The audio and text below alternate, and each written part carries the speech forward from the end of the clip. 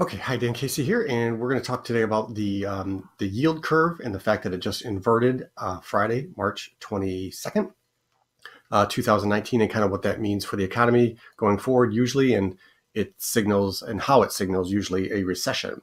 So let's draw a normal yield curve. The yield curve, let's say I'm just going to use fictitious rates now. Let's just say it's 1% over here and 3% over on the long here, and this is a 10-year bond. And say this is a 2-year bond. Bond meaning I have to hold on to that bond for 2 years in order to get 1%. If I want to hold on to a bond for 10 years, I get 3%. And that's the normal yield curve during an expansive economy because if I have to hold on to a bond for 10 years just to get 3%, I'd rather put my money in the stock market and potentially get more than that.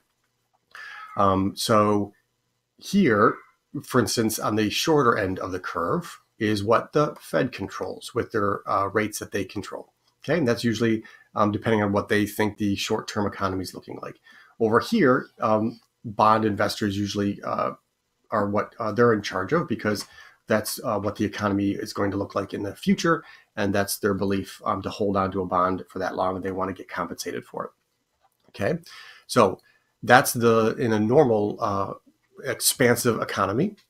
But if bond investors are bullish on the economy and they think interest rates are going to go up from here over in the longer term part, they're more willing to hold on to these short-term bonds right here because they know that the long-term rates over here are going to go up in the future. So they'll wait till those get higher, and then they can buy those bonds.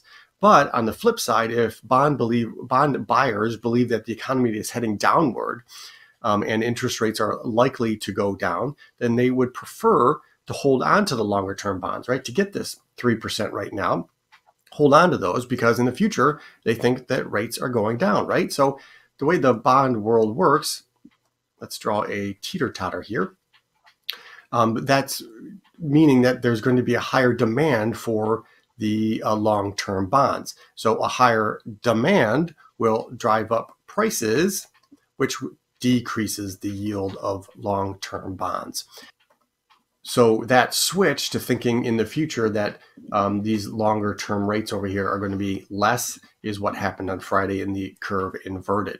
So what does that usually mean?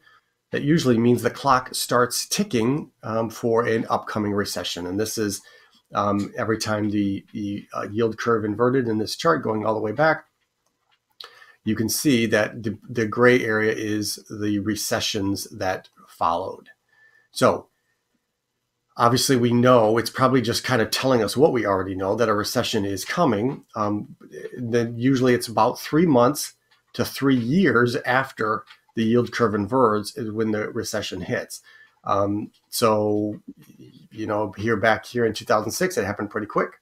Back in the 2001, it didn't happen for maybe a couple years. Now, as we saw, the stock market took a pretty big hit on Friday when that happened. So we'll just have to see going forward what that's going to look like for the stock market and when the exact recession is going to start. Hope you enjoyed it.